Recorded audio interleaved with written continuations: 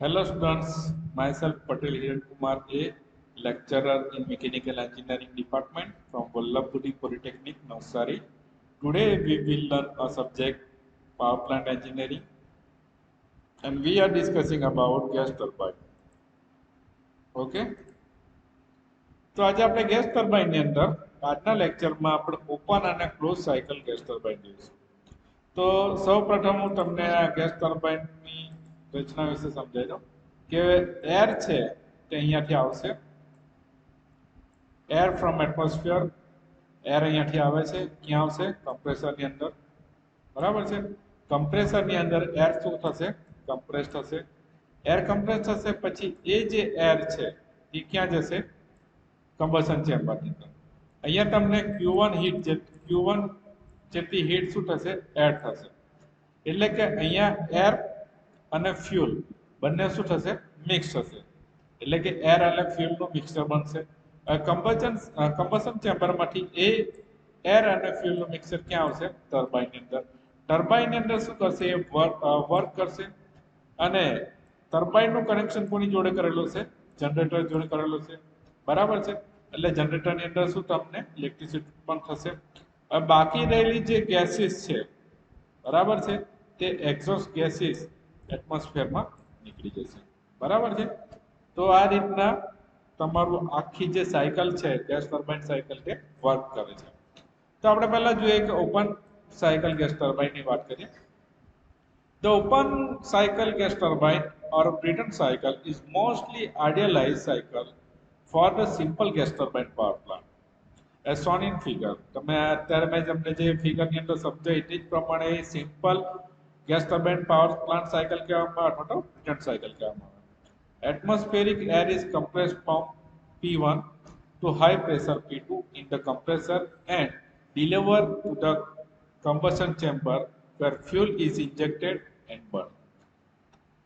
મેં તમને જે રીતના કહ્યું તે પ્રમાણે એર ક્યાં આવશે એટમોસ્ફિયરમાંથી કમ્પ્રેસરમાં આવશે કમ્પ્રેસરમાં તે ક્યાં જશે કમ્બશન ચેમ્બરમાં અહીંયા શું આપેલું છે કે ભાઈ અહીંયા જે એટમોસ્ફિયરમાંથી એર આવવાની છે તે P1 પ્રેશર સાથે આવવાની છે અને કમ્પ્રેસરમાં જે એર કમ્પ્રેસ થશે અને બહાર નીકળશે જે કમ્બશન ચેમ્બરમાં જશે તે એર કઈ થઈ જશે હાઈલી પ્રેશરાઇઝ એટલે કે P2 એર થઈ જશે નાઉ the combustion chamber process occurs nearly to the constant pressure. Constant pressure એક combustion chamber work કરશે. Due to combustion heat is added. તમને કીધું તે પ્રમાણે combustion chamber માં heat શું થશે એડ થશે to working fluid in the combustion chamber from T to T3. બરાબર છે હવે heat એડ થશે અને air mix થશે એટલે કે fuel અને air નું મિશ્રણ ક્યાં જશે T2 T3 બાજુ The product of combustion from the combustion chamber expanded in the turbine from P2 to the atmospheric pressure P1 and then discharge the atmosphere.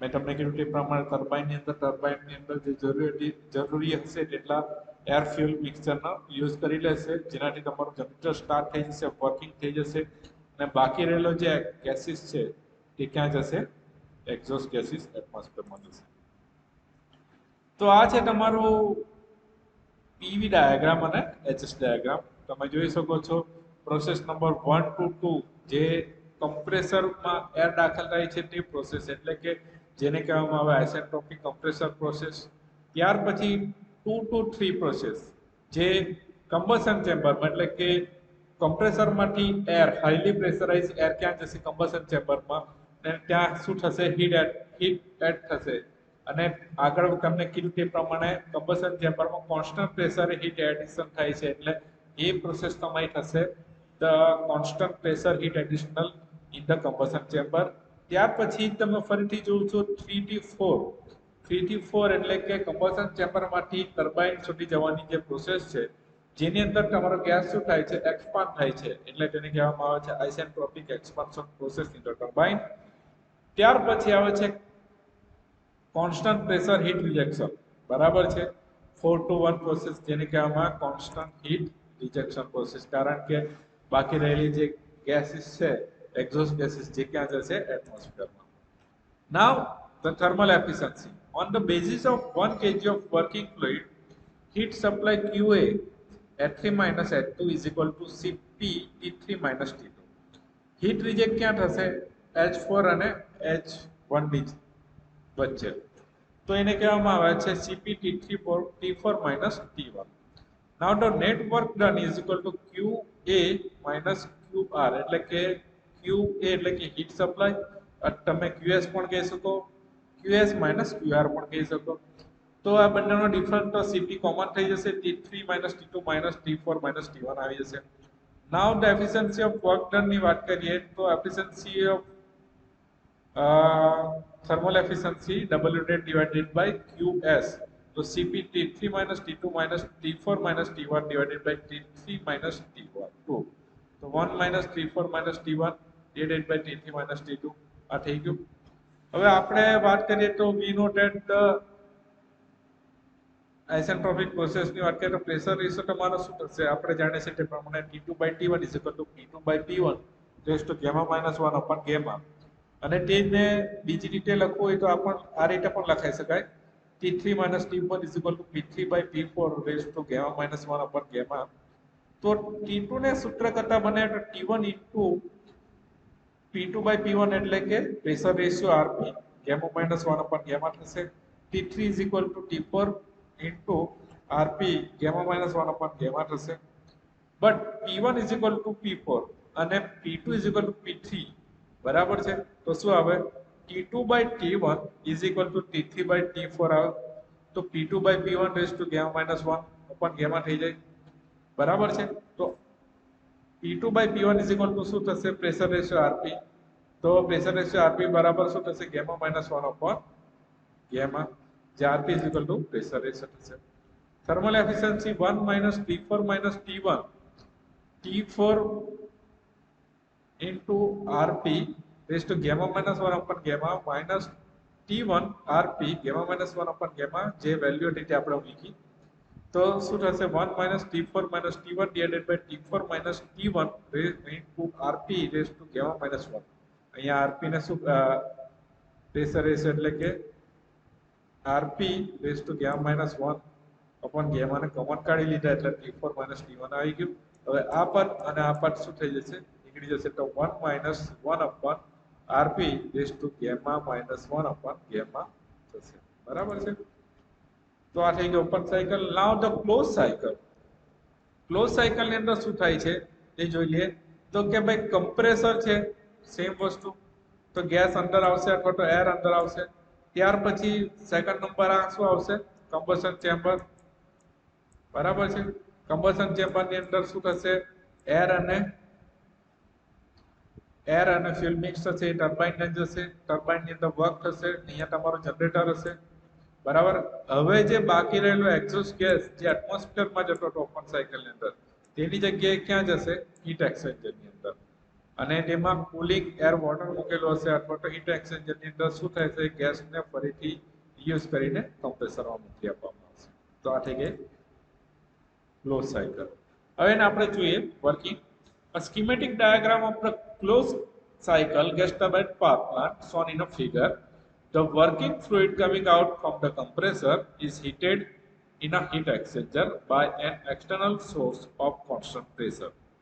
The working fluid is heated by burning the fuel using separating supply of air in combustion chamber and transfer this heat to the working fluid. The hot air while flowing over the blade gets expanded. This air is cooled where it is cooled at constant pressure with the help of circulating water to its original temperature. Following are the desirable property of working fluid used in a closed cycle. It should be a perfectly inert. It should be a stable, non-explosive and non-corrosive. It should be a non-toxic and non-flammable. It should have high thermal conductivity. Okay? તો હવે આપણે advantages ની વાત કરીએ. Advantages of close cycle gas turbine over open cycle gas turbine. તો working fluid is cooled and it decreases the specific volume. So size of compressor can be reduced. તો open સાયકલની સરખામણીમાં ક્લોઝ સાયકલ ગેસ ટર્બાઇન ની અંદર શું થાય છે, fluid કૂલ થઈ જાય છે, જેથી સ્પેસિફિક વોલ્યુમ શું થઈ જાય, ઘટી જાય છે, એટલે કે કમ્પ્રેસર તમે રિડ્યુસ નાનું કરી શકો છો. Gases other than air which have more favorable property. એરની કમ્પેરિઝનમાં ગેસીસ ની પ્રોપર્ટી ફેવરેબલ છે. External heating of air permit use of low quantity of fuel. Higher thermal efficiency obtained from the same maximum and minimum temperature limits compared to the open cycle.